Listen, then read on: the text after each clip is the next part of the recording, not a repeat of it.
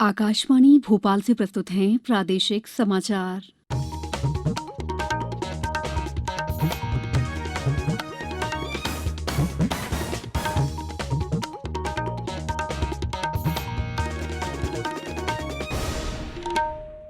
नमस्कार, समाचारों के साथ मैं दीपा सिंह। पहले एक अपील। भारत कोविड टीकाकरण अभियान के अंतर्गत 100 करोड़ टीके लगाने का लक्ष्य हासिल करने के निकट है। इस महत्वपूर्ण कार्य में योगदान करने वाले डॉक्टरों, नर्सों और अन्य स्वास्थ्य कर्मियों का आकाशवाणी अभिनंदन करता है। इसके साथ ही हम आपको सतर्क भी करना चाहते हैं कि कोविड अभी समाप्त नहीं हुआ है। आप सभी से हमारी अपील है कि यथाशीघ्र दोनों टीके लगवाएं और अन्य लोगों को भी टीके लगवाने के लिए प्रेरित करें। त्योहारों के समय कृपया इन 3 आसान उपायों का पालन अवश्य करें। मास्क पहनें, 2 गज की सुरक्षित दूरी बनाए रखें, हाथ और चेहरा साफ रखें। कोविड संबंधी जानकारी और मार्गदर्शन के लिए राष्ट्रीय हेल्पलाइन नंबर 01123978046 और 1075 पर संपर्क करें। सबसे पहले मुख्य समाचार। देश में अब तक 97 करोड़ 65 लाख से अधिक कोविड टीके लगाए गए। महाविद्यालयों में दाखिले का एक और मौका। प्रवेश के लिए 30 अक्टूबर तक फॉर्म भर सकते हैं विद्यार्थी। राज्य में इस महीने विद्युत उपभोक्ताओं की 97% शिकायतों का हुआ निराकरण। और मानसून की विदाई के बाद फिर बदला मौसम। उमरिया, मंडला, बालाघाट, सिवनी सहित 11 जिलों में कहीं कहीं भारी बारिश की संभावना। अब समाचार विस्तार से। राष्ट्रव्यापी कोविड टीकाकरण अभियान के अंतर्गत देश भर में अब तक 97 करोड़ 65 लाख से अधिक कोविड रोधी टीके लगाए जा चुके हैं। केंद्रीय स्वास्थ्य मंत्रालय के अनुसार पिछले 24 घंटों में 41 लाख 20 हजार से ज्यादा टीके लगाए गए। कल 14,146 नए मरीजों में कोविड की पुष्टि हुई, जो 229 दिनों में सबसे कम है। देश में इस समय 1,95,846 रोगियों का इलाज चल रहा है, जो 220 दिन में सबसे कम है। स्वस्थ होने की दर 98.1% हो गई है। 24 घंटों में 19,700 से अधिक मरीज स्वस्थ हुए हैं। अब तक 3 करोड़ 34 लाख से अधिक लोग संक्रमण से ठीक हो चुके हैं। सक्रिय मामलों की संख्या कुल मामलों की 1% से भी कम है।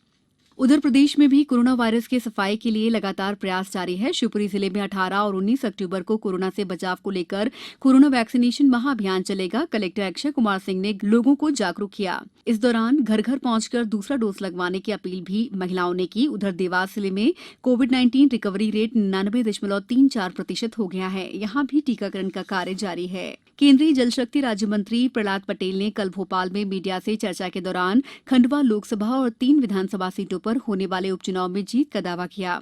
श्री पटेल ने कहा है कि प्रधानमंत्री नरेंद्र मोदी के नेतृत्व में केंद्र सरकार हो या मध्य प्रदेश की शिवराज सरकार, दोनों ही सरकारों ने विकास और सुशासन के लिए उत्तम कार्य किए हैं।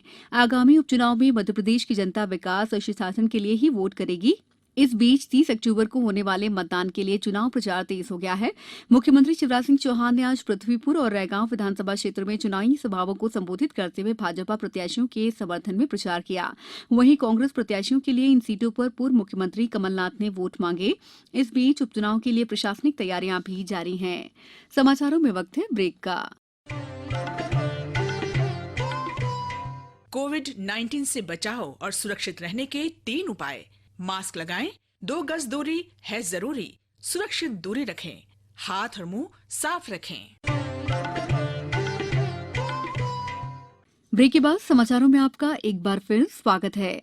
ऊर्जा मंत्री प्रद्युम्न सिंह तोमर ने बताया है कि चालू अक्टूबर माह के प्रथम 15 दिन में प्रदेश स्तर पर कुल 1,77,852 शिकायतें प्राप्त हुई थीं, जिनमें से 1,73,252 शिकायतें निराकृत कर दी गई हैं। निराकरण का प्रतिशत 97.14% है। प्रदेश में विद्युत उपभोक्ताओं की शिकायतों के त्वरित निराकरण के लिए तीनों विद्युत वितरण कंपनियों में केंद्रीकृत कॉल सेंटर स्थापित किए गए हैं। राज्य सरकार ने प्रदेश के 1,301 सरकारी और प्राइवेट कॉलेजों में छात्रों को दाखिला दिए जाने का एक और मौका देने का निर्णय किया है।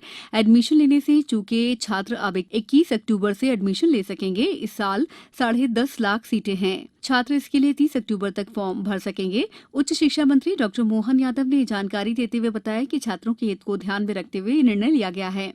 उन्होंने बताया कि शिक्षण सत्र में अब तक 6,31,000 छात्र छात्राएं प्रवेश ले चुके हैं। इनमें 75 एडमिशन शासकीय कॉलेजों में हुए हैं। पिछले शैक्षणिक सत्र में 5,64,000 छात्र छात्राओं ने एडमिशन लिया था। प्रदेश में एक बार फिर मौसम ने करवट ली है। कल शाम अचानक मौसम बदला और राजधानी भोपाल समेत कई क्षेत्रों में बारिश हुई। भोपाल के अलावा इंदौर, जबलपुर, उज्जैन, सागर जिलों में कई जगह तेज हवाओं के साथ बूंदाबांदी भी हुई। मौसम विभाग के अनुसार राजधानी भोपाल समेत पूरे राज्य से मानसून विदा हो चुका है। इसके बावजूद भी मौसम में बदलाव हुआ है। भोपाल मौसम केंद्र के वैज्ञानिक एचएल कपाड़िया ने बताया है कि वर्तमान में अरब सागर और बंगाल की खाड़ी में निम्न दबाव का क्षेत्र बन रहा है, जो मध्य प्रदेश में भी सक्रिय है। मौसम विभाग ने उमरिया, मंडला, बालाघाट, सिवनी, डिंडौरी, श्योपुर, शिवपुरी, बैतूल, बुरहानपुर, राजगढ़ और गुना जिलों में कहीं कहीं भारी बारिश की चेतावनी दी है। अब कुछ समाचार संक्षेप में। विधानसभा अध्यक्ष गिरीश गौतम रीवा जिले के देवताला विधानसभा क्षेत्र में जन समस्याओं के निराकरण के लिए 24 अक्टूबर से 7 दिवसीय साइकिल यात्रा करेंगे। अनूपपुर जिले में अब तक 13,000 से अधिक किसानों ने धान विक्रय के लिए पंजीयन कराया है। जिले में 10,000 मीट्रिक टन धान उपार्जन का अनुमान है। भोपाल के वरिष्ठ पत्रकार चंद्रभान सक्सेना के निधन पर मुख्यमंत्री शिवराज सिंह चौहान ने दुख जताते हुए श्रद्धांजलि अर्पित की है। रतलाम जिले की पिलौदा तहसील में एक बस अनियंत्रित होकर नदी में उतर गई। हालांकि इसमें किसी के हताहत होने की खबर नहीं है। बुलेटिन के अंत में आप सभी से एक अपील, मास्क और 2 गज की दूरी, हाथ धोना भी है जरूरी। नमस्कार।